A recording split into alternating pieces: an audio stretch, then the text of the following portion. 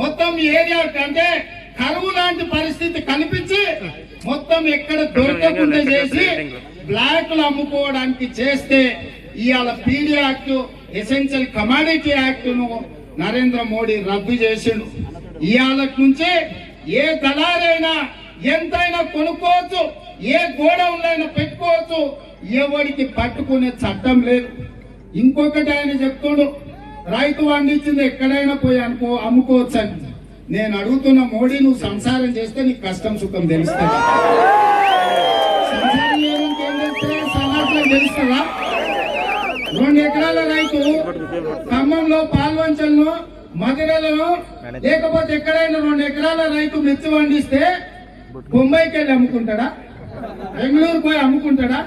అమ్ముకుంటే కిరాయి పైసలు వస్తాయా? ఇవాళ నల్గొండ జిల్లాలో పండించిన బత్తాయి నాగపూర్ తీసుకుపోయి అమ్ముకుంటే వాడు ఇచ్చిన ధర తీసుకోవాల్సిన పరిస్థితి వచ్చింది. రైతు ఎక్కడైనా అమ్ముకోవచ్చు అంటారు.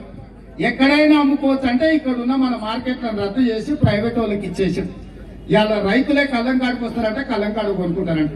గతంలో మీకు అందరికీ తెలుసు, ఈ నల్గొండ జిల్లా ఎర్రజెండా భుజాల మీద మోసి పెట్టుబడిదారులకు, భూస్వాములకు, గడీలకు వ్యతిరేకంగా పోరాటం జరిగింది. కల్లాలలో ఉన్న కుప్ప పేదలు పండిస్తే పెట్టుబడిదారులు, భూస్వాములు, గడీలను తెచ్చినారు.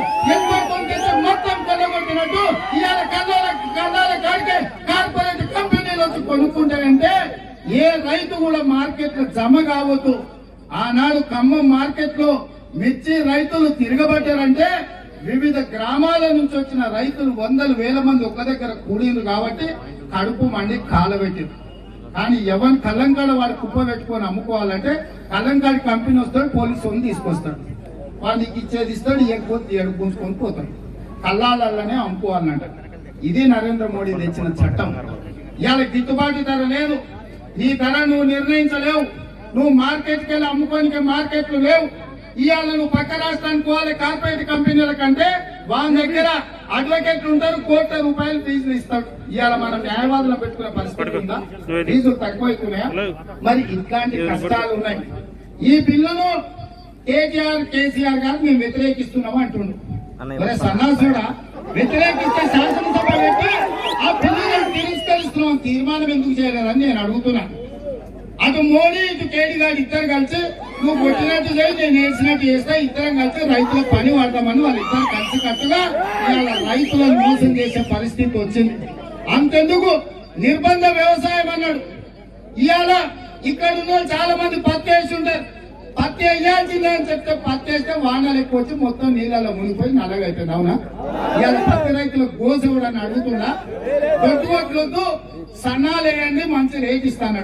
ఇవాళ సన్నాలు కొనుక్కోలేక మిర్యాలగూడ దగ్గర 30 కిలో ఇవాళ మనం ట్రాక్టర్లు ర్యాలీ వచ్చినట్టు ఒట్లు నింపుకొని ట్రాక్టర్ల మిర్యాలగూడెం పోయి చూడండి ఒకసారి. 40-50 కిలోమీటర్లు రోడ్ల మీద బార్లు జరిగిన ట్రాక్టర్లు ఒట్లు నింపుకొచ్చి అమ్మనిక పోతే కొనుక్కున్నట్టు లేక 2,500 ఇస్తే గానీ గిట్టుబాటు ధర కాదు. కానీ ఇలా 1,500కే కొనుక్కొని అమ్ముకొని తెగ నమ్ముకునే పరిస్థితి వచ్చింది. లేకపోతే రోడ్ల మీద పారేసుకునే పరిస్థితి వచ్చింది. ట్రాక్టర్ కిరాయికి తెచ్చుకుంటే 5 రోజులు ట్రాక్టర్లో ఒట్లు పెట్టి రోడ్ల మీద ఆపితే రోజు 2,000, ట్రాక్టర్ 10,000. అందులో ఉన్న ఓట్లు కిరాయి కూడా జరుపుకునే పరిస్థితి వచ్చింది. ఇవాళ కేసీఆర్ పాలనలో ఓట్లకు కానీ మీకు జొన్నలు కానీ, కందులు కానీ, లేకపోతే పసుపు కానీ, ఎర్ర జొన్నలు కానీ, పత్తి కానీ ఏది తీసుకున్నా గిట్టుబాటు ధర ఇచ్చే పరిస్థితి లేదు. ఇవాళ రైతులను ఆదుకునే పరిస్థితి లేదు. కాబట్టి మిత్రులారా, ఈ రైతు పొలిపేట నింపించడానికి వచ్చినాం. మీకందరికి అండగా కాంగ్రెస్ పార్టీ ఉంటుంది. ఇంతకుముందు పెద్దలు ఎవరో చెప్పారు, కాంగ్రెస్ పార్టీ శ్రీనివాసన్ గారు చెప్పారు, కాంగ్రెస్ పార్టీ గెలుపు ఓటంలో చూడదు, ఓసారి గెలవచ్చు, ఓసారి ఓడొచ్చు. 70 సంవత్సరాలలో 50 ఏళ్ళ అధికారంలో ఉన్న కాంగ్రెస్ పార్టీకి అధికారం కాదు. కానీ రైతుల కోసం, రైతు బిడ్డల కోసం, రైతు కూలీల కోసం, ఉపాధి హామీ కూలీల కోసం కడుపులో పెట్టి చూసుకునే విధంగా కాంగ్రెస్ పార్టీ పోరాటం ఉంటుంది. మీకు అండగా కాంగ్రెస్ పార్టీ ఉంటుంది.